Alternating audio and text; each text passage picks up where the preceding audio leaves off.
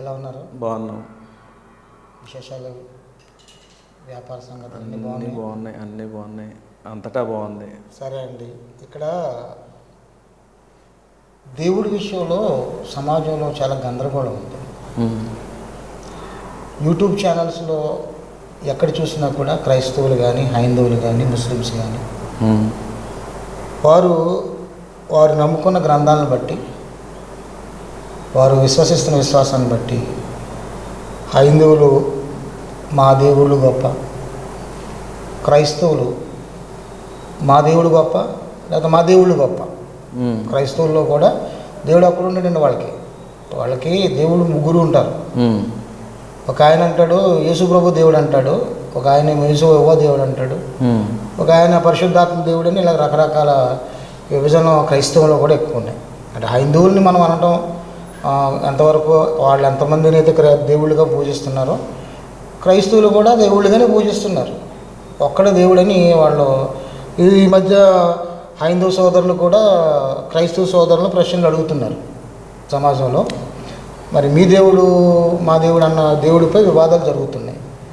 ఇక ముస్లింలు కూడా వారి గ్రంథాన్ని బట్టి, వారి ఖురాన్ బట్టి కూడా మాకు దేవుడు అల్లా అని చెప్తున్నారు.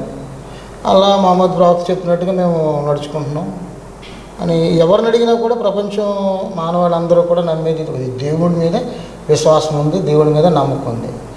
ఇంతకీ అందరూ ఒక్కడే దేవుడు అనుకుంటున్నారు.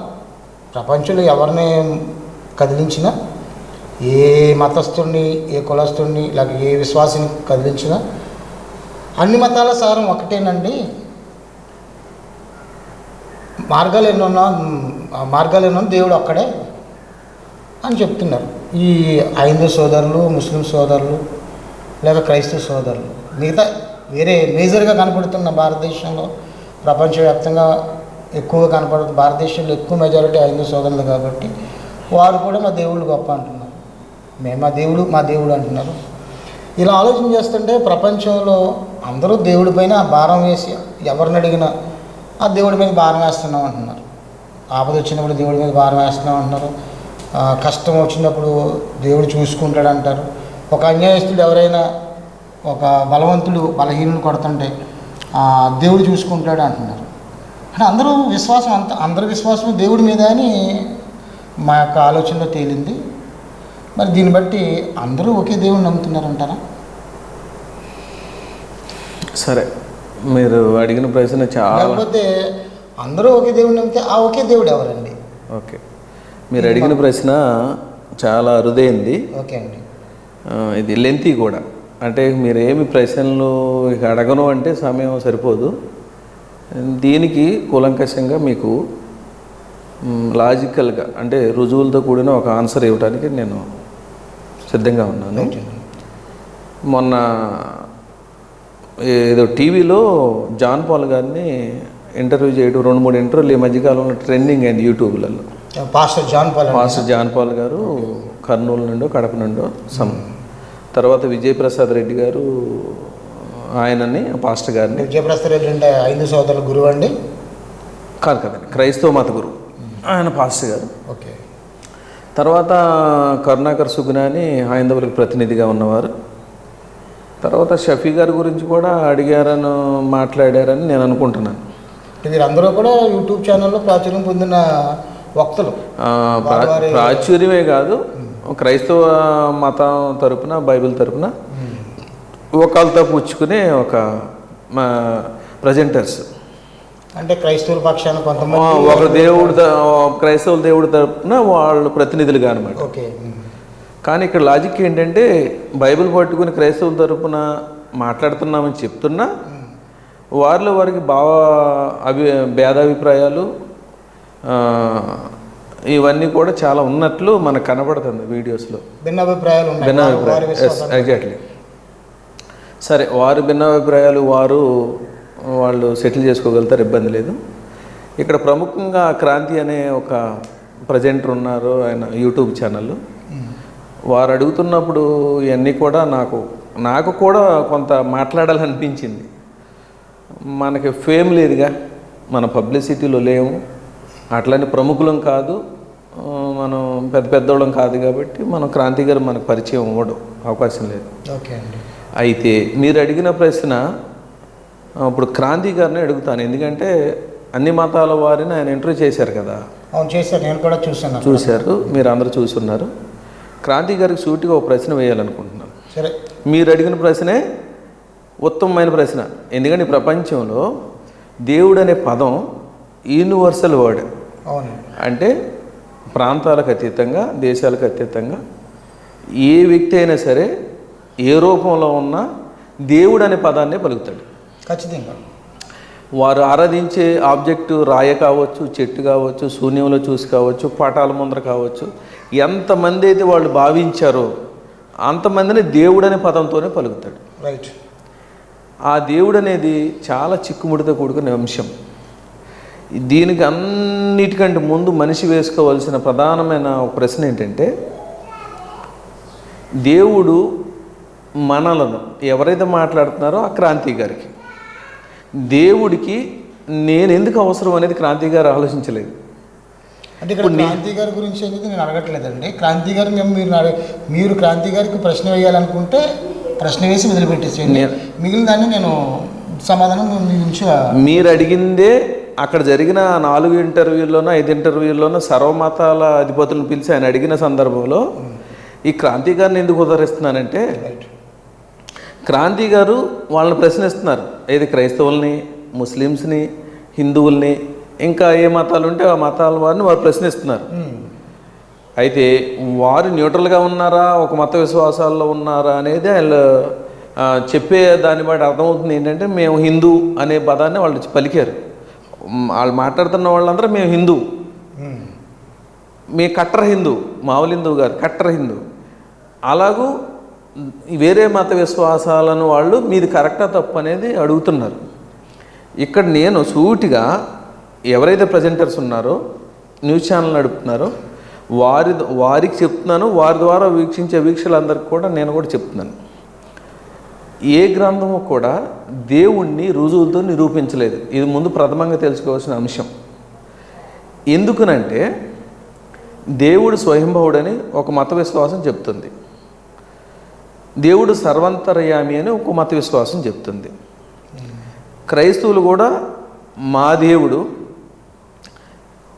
సృష్టికర్త, ఆయనకి చావు లేదు, ఆది అంతం ఆయనే ఉన్నాడని బైబిల్ కూడా చెప్తుంది. అలానే అనంతుడు ఈ సృష్టికి ఆధారభూతుడని ఖురాన్ చెప్తుంది. అంటే ప్రముఖంగా చిన్న చిన్న మతాలు చాలా విశ్వాసాలు ఉన్నాను. 3 పెద్దవిగా ఉన్న హిందూ మతం, ముస్లిం, ఇస్లాం మతం ప్లస్ బైబిల్ని పరిగణలోకి తీసుకుంటే, ఈ గ్రంథాలు రాసే నాటికే, గ్రంథాలు రచించే నాటికే దేవుడు సృష్టి విశ్వాన్ని చేశాడని చెప్పి మన హిందూ ప్రముఖుల్లో క్రాంతి గారు కావచ్చు, హిందూ ప్రముఖులు, హిందూ పురాణాలు చదివిన వేద పండితులు కావచ్చు, ప్రతి ఒక్కరు కూడా లక్షల సంవత్సరాల కిందటే ఈ భూమి ఆకాశాలు ఉన్నాయని చెప్పి వాళ్ళు రూఢిగా చెప్తున్నారు. ప్రతి గ్రంథంలో కూడా నేను వెరిఫై చేసినంతలో కూడా సృష్టి ఆరంభం ఎప్పుడో జరిగిందనేది దాని ద్వారా మనకు తెలుస్తుంది. అంటే సృష్టి ముందు నిర్మించబడిన తర్వాత గ్రంథాలు రాయబడ్డాయి అంటారు. అంతే కదా, అంతే కదండి. ఇప్పుడు ఖురాన్ చూస్తే 7వ శతాబ్దంలో వచ్చిందని, 650 నుంచి 725 మధ్యలో వచ్చింది అంటే రీసెంట్గానే 1400 సంవత్సరాల కిందటే మనకు ఖురాన్ రాయబడిందని చెప్తున్నారు. అది నిజం, చరిత్రలో కూడా అదే చెప్తుంది. బైబిల్ ఎప్పుడు రాయబడిందంటే మొదటి శతాబ్దంలో, ఇప్పుడు క్రీస్తు శకం అనబడిన మొదటి శతాబ్దంలో 52 నుంచి 90 వరకు, 192 వరకు, అంటే సుమారుగా 50 సంవత్సరాల కాలంలో బైబిల్ రాశారు. నూతన నిబంధన, ఓల్డ్ టెస్టిమెంట్ వచ్చి కూర్పు జరిగిందని చెప్తున్నారు. అలాగే పురాణాలు ఎప్పుడు రాయబడినాయి అంటే క్రీస్తుకు పూర్వం 4000 సంవత్సరాలు, 5000 సంవత్సరాల కిందట పురాణాలు రాయబడినాయి అని చెప్తున్నారు. సరే, రాయబడిన రాతలు ఎప్పుడు, ఆ లిపి ఏంటి, ఈ సంగతులు ఎవరంటే ఏమీ లాజికల్గా ఆలోచించలేని అజ్ఞాన ప్రజలు వాటిని ప్రశ్నిస్తారు. రాతలలో ఏమున్నాయి, ఎప్పుడు రాతలు, ఏ సంగతులు అనేది అసలు తీసేయి నన్ను. ఇప్పుడు ఈ గ్రంథాలు రాక మునుపు భూమి ఆకాశాలు ఉన్నాయని 3 మతాలు ఒప్పుకుంటున్నాయి, ప్రధానమైన మతాలు ఒప్పుకుంటున్నాయి. ఒప్పుకుంటున్నప్పుడు కోటాను కోట్ల జీవరాశులలో ఈ దేవుడు అనే వ్యక్తి, నీ సృష్టికర్తను నమ్ముతున్న వ్యక్తి నిన్నెందుకు క్రియేట్ చేశాడు అనేది నా ప్రశ్న. నువ్వు దేవుడికి ఎందుకు అవసరం? దేవుడు అంటే సృష్టికర్త కదా, భూమి ఆకాశాలు కోటాను కోట్ల జీవరాశుల్ని నియమించాడు. దేవుడు అని నమ్మే వాళ్ళ గురించి దేవుడు నీకెందుకు అవసరం, లేక దేవుడు నీకెందుకు అవసరం, లేక నీవు దేవుడికి ఎందుకు అవసరం అనేది ప్రతి మనిషి ఆలోచించుకోవాలనేది నేను చెప్తున్న పదం. ఇప్పుడు ఎందుకు నేను పదే పదే క్రాంతి అంటున్నానంటే, వారు వేస్తున్న ప్రశ్నలు నేను వింటున్నాను కదా. ఏం అడుగుతున్నారంటే గ్రంథం గురించి, గ్రంథంలో రాసుకున్న ఆయా రాతల గురించి అడుగుతున్నారు. రైట్ అండి. వారు అడిగే ప్రశ్నలు కూడా ఇదే విధమైన ప్రశ్నలు అంతే కదా. ఇప్పుడు దేవుడి గురించే, దేవుడు అనేది విశ్వపదం అని చెప్పాను నేను. ఆ విశ్వపదమును అందరి మతాలు, అన్ని విశ్వాసాలు, అన్ని దేశాలు వాడుకుంటున్నాయి. గాడ్ దేవుడు. ఆ దేవుడికి భూమి ఆకాశాలతో పాటు ప్రప్రథమంగా ఒక మానవుడు, ఈ ఇన్ని కోట్ల జీవరాశులలో ఇంత జ్ఞానం కలిగిన మానవుడిగా దేవుడు మనిషిని చేయడానికి కారణం ఏంటో క్రాంతికారి చెప్పాలంటున్నాను. దేవుడికి మనిషి ఎందుకు అవసరం? ఒక పశువులు ఇవన్నీ జీవరాశులు ఉన్నానో, భూమి ఆకాశాల కంటే కూడా ఏదైతే హైందవంలో స్వర్గం అని మీరు సంబోధిస్తున్నారో, ఆ స్వర్గంలో ఉంటున్న దేవుడికి, స్వర్గంలో వివరిస్తున్న వాడికి, ఆ స్వర్గంలో దేవదూతలు అనబడిన వారు, లేకపోతే రంభావరోసి మేనకలు అనబడుతున్న వారు, ఆయనకు పరిచారకులు, బోల్డ్ వ్యవస్థ ఉందనేది గ్రంథాల్లో చెప్తున్నాయని మీరు కూడా చెప్తున్నారు, దాన్ని ధృవీకరిస్తున్నారు. గ్రంథాలలో రాయబడి మీరు నమ్ముతున్నారు కాబట్టి గ్రంథాల ప్రకారం అడుగుతున్నాను. ఈయన ఆల్రెడీ అక్కడ ఎస్టాబ్లిష్, ఆయన ఒక సామ్రాజ్యాన్ని నిర్మించుకున్నాడు దేవుడని ఆయన. అంతే కదా. స్వర్గం అనేది భూమికి దూరంగా ఉందని తెలుస్తుంది. భూమి అయితే కాదు, భూగోళం లాంటిది కాకుండా వేరే ఏదో గ్రహం కావచ్చు, లేకపోతే ఒక ప్రాంతం కావచ్చు, ఒక ప్రదేశం కావచ్చు. వారు ఏదైతే రాసుకున్నారో ఆ గ్రంథాల రాతల ప్రకారం ఒకడేమో పరలోక రాజ్యం అంటాడు, ఒకటి స్వర్గం అంటాడు, ఇంకోటి ఏదో చెప్తూ అంటాడు. ఆ ప్రకారం దేవుడు అనే పదం పలికిన మీరు, దేవుడు స్వరూపం ఏంటి, దేవుడు అసలు ఏ రూపంలో ఉన్నాడు, దేవుడు సింగులరా ప్లూరలా, దేవుడికి ఈ భూగోళం, దీని మీద ఉన్న జీవరాశులు, మనిషి, ఇవన్నీ ఎందుకు అవసరమై క్రియేట్ చేశాడో ఎప్పుడైనా ఆలోచించారా అని అడుగుతున్నాను నేను. విజయప్రసాద్ రెడ్డికి కావచ్చు, జాన్ పాల్ గారికి కావచ్చు, కరుణాకర్ సుగుణ కావచ్చు, వేరే ఎవరైనా సరే ఈ ప్రశ్నను ఎప్పుడైనా మీరు వేసుకున్నారా? ఇలాంటి ప్రశ్నలు క్రాంతి గారు అడగటం లేదు. క్రాంతి గారు అడగాలంటే ముందు దేవునికి సంబంధించిన ఫుల్ ఇన్ఫర్మేషన్ క్రాంతి ప్రజెంటర్ దగ్గర ఉండాలి. అసలు దేవుడికి క్రాంతి ఎందుకు అవసరం? యూట్యూబ్ ఛానల్ పెట్టిన క్రాంతికి దేవుడు ఎందుకు అవసరం చెప్పడం లేదు. నీ దేవుడు గొప్పవాడా, నీ దేవుడు ఎక్కడ ఉంటాడు, నువ్వు దేవుడని అలాగలా నమ్ముతున్నావు, యేసు ఉన్నాడా, యెహోవా ఉన్నాడా, లేదా మా బ్రహ్మ ఉన్నాడు, మా విష్ణు మహేశ్వరులు ఉన్నారు, అల్లా ఉన్నాడు. ఈ ఉన్నాడు ఊహలు, కథలు, గానాలు కుదరదు. ప్రతి దానికి కూడా ఒక ఎవిడెన్స్ కావాలి, సాక్ష్యం కావాలి. సాక్ష్యం ప్రజెంటేషన్ లేకపోతే హిస్టరీ జీరో. ఏ పడితే రాతలు రాసేస్తే నమ్మేయటానికి కాలమేమి పూర్వకాలంలా లేవు కదా, అజ్ఞాన కాలాల్లో లాగా లేవు కదా. రీసెంట్గా ఏం చూసాం? ఇజ్రాయెల్ దేశం పేజర్లు పేల్చింది, కళలో విన్నామా? ఇంత సంవత్సరాల క్రితం వాడిన పేజర్లు అవి. అసలు పేజర్ పేలటం ఏంటి? జీపీఎస్ లేని పేజరు, అచేతనంగా ఉండే జీపీఎస్, నామమాత్రం సిగ్నల్స్తో ఓడ్స్ ఏర్పాటు చేసే ఒక పేజరు పేలడం ఏంటి? సరే, ఏ రీతిని పేలింది అనేది పక్కన పెడితే, పేలటం డ్యామేజ్, మనుషులైతే డ్యామేజ్ జరిగింది మాట వాస్తవం. మరి ఇంత అడ్వాన్స్గా ఆలోచిస్తున్న మనుషులు అసలు దేవుడు అనేటక్కడికి వచ్చేటప్పటికి మనం నమ్మాలంతే, నమ్మి తీరాలంతే, గుడ్డిగా ఉండాలంతే. ఇది మూఢత్వం అవుదా? ఖచ్చితంగా అవుద్ది కదా. అప్పుడు ప్రజెంటర్స్కి నేను చెప్పేది ఏంటంటే, మీరు అసలు దేవుడు అనే దానికి ఒక కంక్లూషన్కి రండి. అసలు దేవుడు అనే పదానికి కంక్లూషన్కి వచ్చేయండి. దేవుడు ఎవరు, ఆయన రూపం ఏంటి అనేది మీకు ఒక స్పష్టమైన ఆలోచన ఉండాలి. అడిగేవాడుకి ఏది అడుగుతాడో ఆడి నుంచి ఏదో వినాలి, మనం ఏదో లబ్ధి పొందాలని మీరు కాకరకాయ కబుర్లు చెప్తే అవదు కదా. నువ్వు అడుగుతున్నావు, దేవుడి పదం ఎత్తావు అంటే దేవుడు ఎవరో నీకు క్షుణ్ణంగా తెలిసి ఉండకపోతే ఆ దేవుడు అనే పదం ఎత్తకూడదు. నీకు ఆ రైట్ లేదు. దేవుడు ఎవరని నువ్వు నమ్మి హిందువుడిగా నువ్వు వ్యవహరిస్తున్నావు, దేవుడు ఎవరని నమ్మి నీకు పక్కన క్రైస్తవుడిగా నీకు ఇంటర్వ్యూ ఇస్తున్నాడు. అయితే ఈ గ్రంథాల దేవుడిని రుజువుపరుస్తాయా? హిందువులు నమ్మే గ్రంథాలు యావత్తు, క్రైస్తవుడు నమ్మే గ్రంథం బైబిల్ కావచ్చు, ఖురాన్ కావచ్చు, ఈ మూడు దేవుణ్ణి ఇతను అని రుజువులతో సహా నిరూపిస్తే ఆ గ్రంథాలు పట్టుకునే మాట్లాడదాం. దేవుడు అచంచలుడు, ఆయన స్వయంభావుడు, ఆరంభం లేదు ఆయనకి. స్వయంభావుడు అంటే ఏర్పడిన వాడు. ఏ రూపంతో ఏర్పడ్డాడు అని అడుగుతున్న ప్రతి మానవుడు లేదా సమాధానం చెప్పడానికి వచ్చిన ప్రతి పాస్టర్ ఆలోచించవలసింది ఏంటంటే, దేవుని రూపం ఎలా, ఏమని ప్రజెంట్ చేయగలుగుతున్నారు వినేవారికి, చూసేవారికి? అది చెప్పకుండా దేవుడు అనే పదం గురించి, గ్రంథాల గురించి మాట్లాడడానికి అర్హత లేదే. అయితే దేవుణ్ణి నిరూపించిన తర్వాత దేవుడికి భూగోళం ఎందుకు అవసరం చెప్పాలి? అవును. ఆ భూగోళంలో ఉన్న మనిషికి దేవుడు ఎందుకో చెప్పాలి? ఆ మానవుడికి దేవుడు ఎందుకో చెప్పాలి? దేవుడికి మనిషి ఎందుకో చెప్పాలి? మీ గ్రంథాలలో చెప్పబడిన మరణానంతర జీవితం ఉందని బైబిల్ చెప్తున్నా, మరణానంతరం సుఖభోగాలని ఖురాన్ చెప్తున్నా, మరణానంతరం రంభావరసు మేనకలతో డ్యాన్స్ చేస్తామని చెప్తున్నా, ఆ చెప్తున్న సందర్భాలన్నీ కూడా సత్యమేనా? మీరు చెప్తున్న స్వర్గము పరలోక రాజ్యము చూసేదానికి మీరు శరీరం ధరించుకుని వెళ్తున్నారా, శరీరం లేకుండా వెళ్తారా, ఊహల్లో విహరిస్తున్నారా?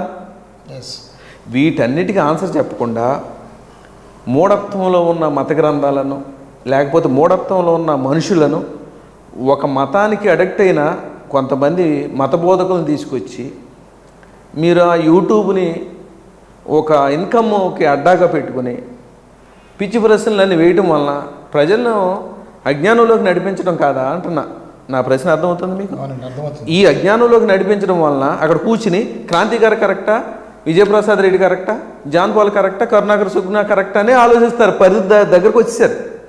అది దాటి బయటికి వెళ్ళాలంటే అసలు దేవుడు ఎవరు, దేవుడు ఉనికి ఏంటి, ఆయన లక్షణాలు ఏంటి? ఆఖరిగా ఒక చిన్న అంశాన్ని ఉదహరిస్తాను. సూటిగా క్రాంతి గారికి చెప్తున్నాను, లేదంటే మన విజయప్రసాద్ రెడ్డి గారికి చెప్తున్నాను, లేకపోతే మన జాన్ పాలయ్య గారికి చెప్తున్నాను. మీరు జిందాబాదులు, జైలు ఈవిడు కొట్టిన ఎవరు కొట్టకపోయిన ఇబ్బంది ఏం లేదు. కొట్టినంత మాత్రాన ఒకడు దేవుడు కాలేడు, కొట్టనంత మాత్రాన ఆయన జీరో కాలేడు. మనుషులు మాట్లాడే గౌరవప్రదంగా పిలిచే ప్రతి పిలుపులోనూ వారు ఉన్నతంగా పెంచడానికి ఏం అందు ఉపయోగపడే లేవు. నచ్చినప్పుడు సార్ అంటావు, నచ్చినప్పుడు వాడు వీడు అంటావు. ఇది మనిషి సహజ లక్షణం.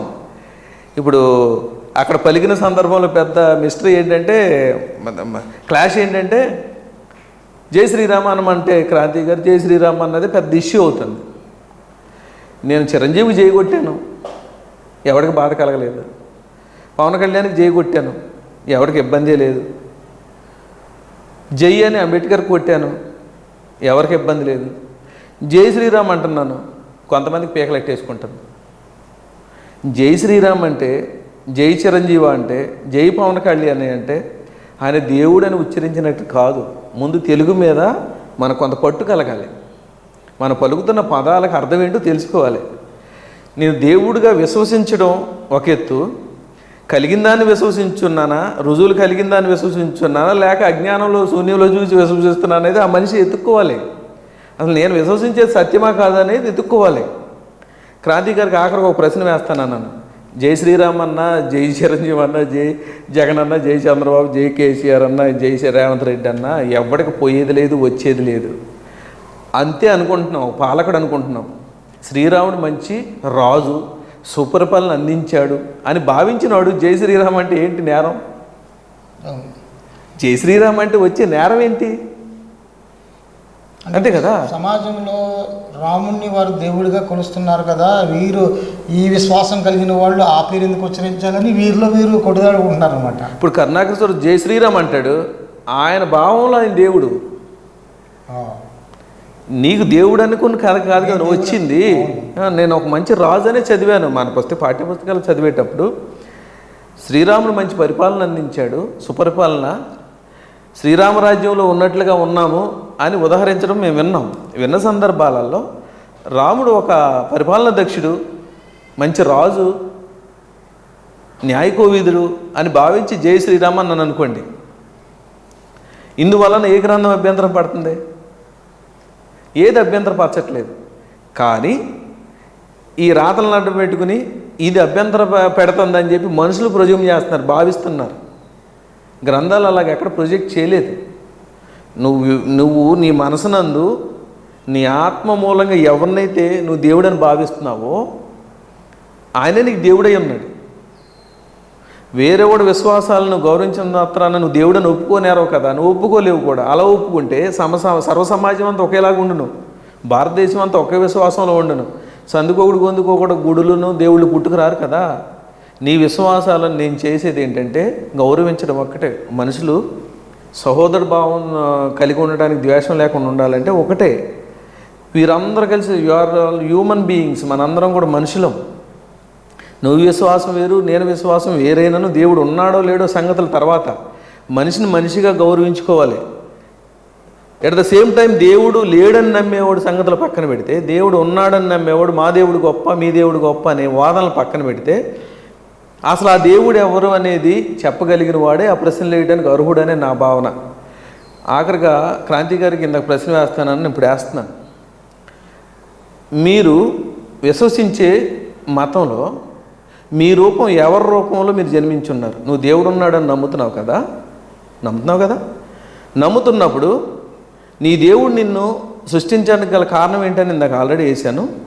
నీకు దేవుడు ఎందుకని వేశాను? నీవు ఏ దేవుడి రూపంలో ఈ కోటాను కోట్ల జీవరాశుల్లో అన్నిట్లా కాకుండా నిన్ను ఒక స్పెషల్ క్యారెక్టర్గా దేవుడు భూమి మీద క్రియేట్ చేయడానికి ఏ రూపంతో నీ భూమి మీద నిలిపాడో మీరు ప్రజలకు వివరించాలనేది నేను అడుగుతున్న ప్రశ్న. ఇది మీ ఛానల్లోనే సభాముఖంగా మీరు అందరికీ తెలియచేయాలి. మీ రూపం ఎవని రూపం? దేవుడు శూన్యం, అదృశ్యం, అందుగలడు ఇందు లేడందులో సందేహం వాళ్ళదని చెప్తున్న గ్రంథం చదువుతున్న మీరు అనంతుడు, కనపడడు, అదృశ్యుడని చెప్తున్న మన గ్రంథంలో ఓకే, మీరు ఏ అనంతుడి రూపంలో మీరు భూమి మీద ఉన్నారు? మానవ నిర్మాణ క్రమం మీరు నమ్ముతున్నట్టు నేను భావిస్తున్నాను. డార్విన్ సిద్ధాంతాన్ని ప్రతిపాదించి లేదంటే బిగ్ బ్యాంగ్ థియరీని మీరు అనుసరించి మానవుని పుట్టుక ఈ భూమి మీద సాదాసీదాగా జరిగిందా? దేవుడి క్రియేషన్ అయితే మీ రూపం ఏ దేవుడి రూపంతో మిమ్మల్ని చేసున్నాడు? మీ రూపానికి దేవుడి ఉద్దేశం ఎలాగ రుజువుపరచగలుగుతారో అని అడుగుతున్నాను. దయచేసి దానికి మీరు తప్పుకోకుండా ఆన్సర్ చెప్తారని నేను భావిస్తున్నాను. ఇంకా ప్రపంచం నమ్మే దేవుడు ఎవరు? నేనేమంటున్నానంటే ఒక్కడే దేవుడు అంటున్నారు ఎవరిని అడిగా కూడా. నేనేమంటున్నానంటే దేవుడు ఎవరు? నా మాట నేను క్రాంతి గారికి అడిగిన దానిలోనే ఆన్సర్ ఉంది, మీరు దాన్ని చూడట్లేదు. ఎట్లా అంటే ఇప్పుడు మీరేం మత విశ్వాసం అని నేను అడగటం లేదు, మీ మత విశ్వాసాలతో నాకు పని లేదు, ఎందుకంటే నా మత విశ్వాసం నాకున్నది. మీరు ఏ గాడ్కి ఇమేజ్? మీరు నేను క్రియేట్ చేయడానికి కారణం ఏంటి? దేవుడికి ఆయన సామ్రాజ్యం ఉంది, దేవదూతలు ఉన్నారు, అక్కడే రాక్షసులు ఉన్నారు, అక్కడే అన్ని రంభవరస్ మేనకాలు కూడా ఉన్నాయి. స్వామి మేము అక్కడే డ్యాన్స్ చేస్తాం. ఓకే, రంభవరస్ మేనకంటే చాలా అందగతులని విన్నాం, మేము తర్వాత కబురు పెడతాం, అక్కడికి పోయి తెలుసుకుని చూసి వాళ్ళ అందంతో తనివి తీర మేము అనుభవించి మీకు ఆ వివరాలన్నీ పెడతాం త్వరలో. అయితే మరి ముస్లిం సోదరులు కూడా అక్కడ జన్నత్ పేరుతో అక్కడ కూడా సుఖ సంతోషాలు, అందమైన అమ్మాయిలు ఉంటాయని చెప్తున్నారు. తప్పనిసరిగా క్రైస్తవ సోదరులు కూడా వాళ్ళు విశ్వసించండి అక్కడ సుఖ సంతోషాలు ఉంటాయి, భూమి మీద ఉన్నట్టుగా కాకుండా వేరే విధంగా ఉంటుందని అంటున్నారు. ఇంతకీ వీళ్ళ నమ్మే దేవుడు, ప్రపంచం నమ్మే దేవుడు ఒక్కడేనా? నేనేమడుగుతున్నాను, నిన్ను క్రియేటర్ ఎవరో అని అడుగుతున్నాను. ఓకే, అసలు నీ క్రియేటర్ ఎవరు? అదే నేను అడిగేది కూడా ఏంటంటే, మీరు రుజువుపరచుకోగలిగిన, మీరు చూపించగలిగిన దేవుడు ఎవరు? అసలు ఎవరు ఆలోచన మీరు ఇమేజ్? ఏ దేవుడు ఆలోచనలోంచి మీరు ఇమేజ్గా ఉన్నారంటున్నా నేను ప్రశ్న అడుగుతా, మీరు నన్ను ప్రశ్న అడగటం కాదు. అడిగితే అడుగుండొచ్చు, నేను అడగకూడదా? మీరు అడగొచ్చు, కానీ మేము అడిగిన ప్రశ్నకు సమాధానం చెప్పిన తర్వాతే మీరు అడిగిన ప్రశ్నకు సమాధానం చెప్తాం. ఇప్పుడు దేవుడు ఎవరని నిరూపించాలంటే నీ రూపం ఎక్కడదని నువ్వు చెప్పాలి కదా. దేవుడు అనే పదం నువ్వు పలికావంటే దానికి అర్హత నువ్వు కలిగి ఉండాలి.